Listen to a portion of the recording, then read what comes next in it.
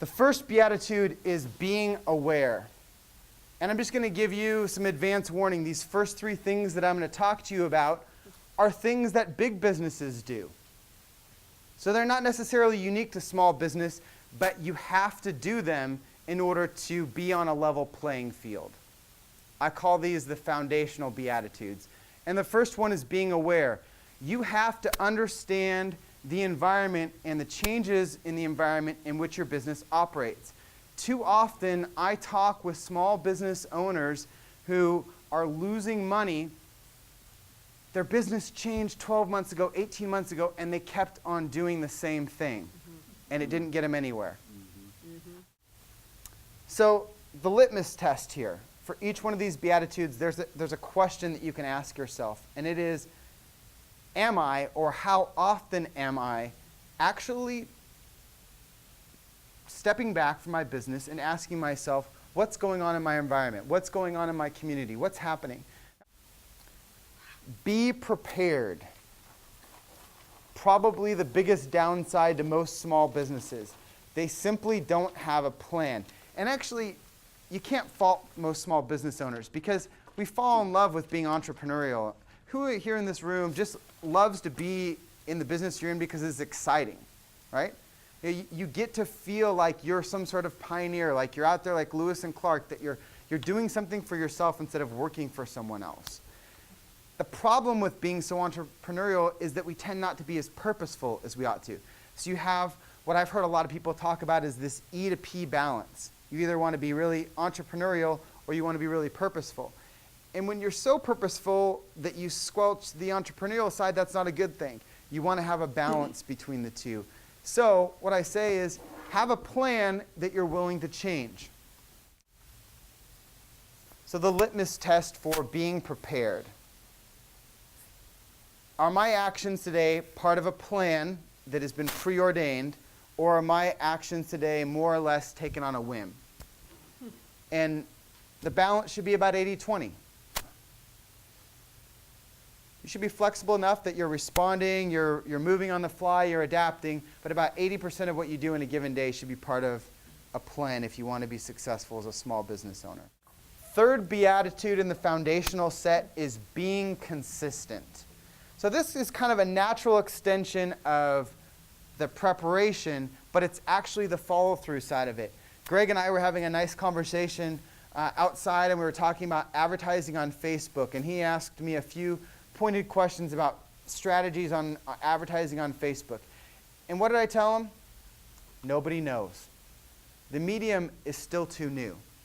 I can't tell you scientifically, do this and you're going to get this result. Do I think that there's a lot of opportunity advertising on Facebook? You betcha. Do I think there's a lot of opportunity having a free profile that you manage and maintain on Facebook? You betcha. Do I think you should have both? Yes, I do. Can I tell you the strategy that's going to work great for both? I can't. What I can tell you is come up with a plan and be consistent with it.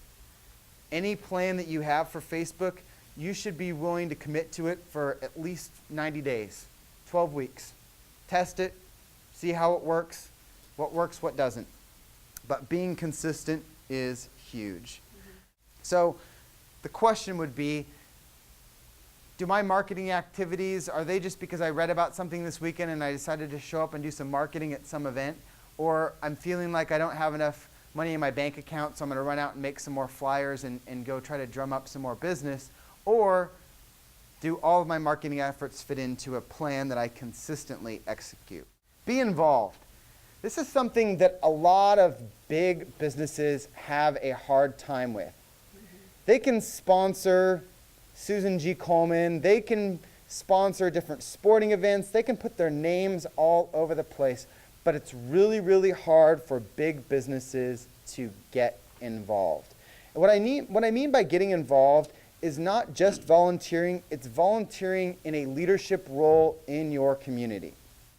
So the litmus test is, what would happen in my community if my business ceased to operate and I was no longer there? And my hint here is that if your answer is nothing, if your community would just go along being without your presence, there's a problem. Be helpful. Now this kind of might go without saying, but I know a lot of small business owners that get so jaded and they kind of end up going from client to client, and they lose sight of why they're really there. They think that it's just this exchange of product or services for money, and they let the bad customer interactions carry over to the next customer. And they lose sight that what we're really here to do is help people. And I differentiate this from being involved. Being involved is being connected in your community, volunteering, and have a leadership role. Being helpful is just being a genuine person who wants to help someone else. So the litmus test is, and hopefully, even though I say randomly, this still connects to your business a little bit, but how often do you randomly stop to help someone? How often do you open a door? How often when you're pulling into the parking lot and you're both going for that same close spot nearest the door to the business that you're going into, do you let the other person have the spot? You know, frankly, almost all of these franchises that I think that are within the HomeTask system are all mobile. I think every one of you guys should have a roadside assistance kit that's just set to help people with flat tires and whatever else they run into. Maybe maybe a little bit expensive to have one of those portable battery chargers in there. You see someone on the side of the road and you don't have someone to go, pull over and help them. If you see your customer as a human being, if you see people that you interact with in a community as a human being, it changes the way you are towards them and allows you to see opportunities you couldn't otherwise see. Do I ever feel the need to justify my actions towards a customer, a vendor, anyone like that? And here's why this is such a powerful litmus test. If you need to justify your actions, you're treating them as an object. These ones are what I call the personal beatitudes. They have to do with how you look at yourself and how you conduct yourself. And the first one is being creative. We're creatures of habit. It's part of what makes us so successful. If we look for patterns, we figure out what works, and we do it. And sometimes we end up with business problems that are there just because we didn't think critically about what we're facing and take some time to think creatively. Litmus test is, when was the last time I stopped acting and actually thought about my business problems, and then came up with a creative idea and put it into action? Now, what's the catch?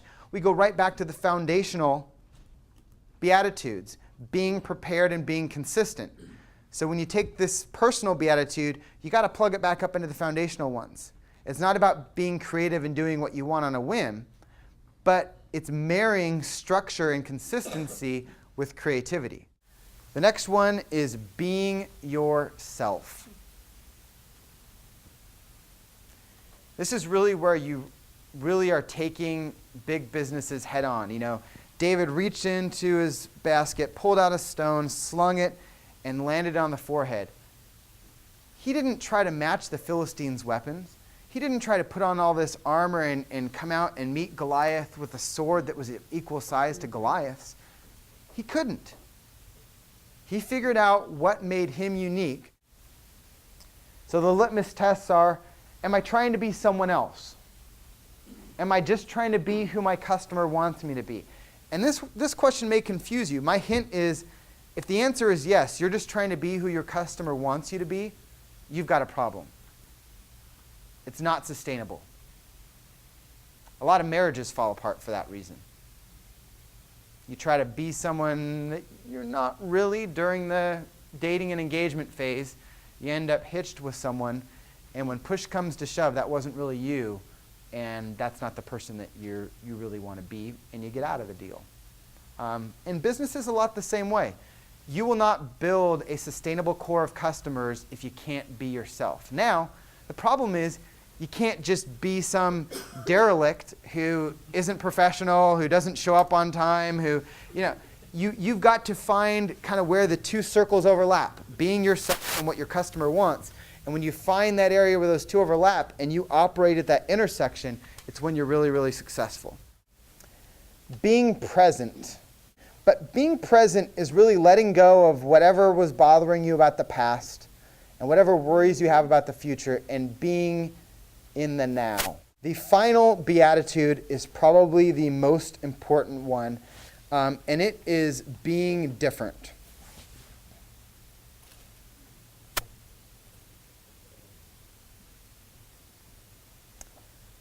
And it's not really about your product or service being different. It's occupying a unique place in someone's mind. If my customer were to describe my business with one word, what would that word be? And a couple hints here. If your customers can't use a single word, or if you have 50 customers and you have 50 different words, that's a problem for you. So next slide, please. So how do you become different? It's actually interesting. The first 9 Beatitudes beget the last one. So the foundational ones, being aware, being prepared, being consistent, this is what allows you to have a stable, secure business. It's the foundation of your business. And then next slide, please. Being involved, being helpful and relational is how you contribute to your community in which you do business. And then the last 3 Beatitudes, creativity, being yourself, and being present, make sure that you are aligned and that you are the right person for your business. And when you combine all of these with what I call the defining beatitude, which is actually being different. So you take all of that to own a word or two in customers' minds.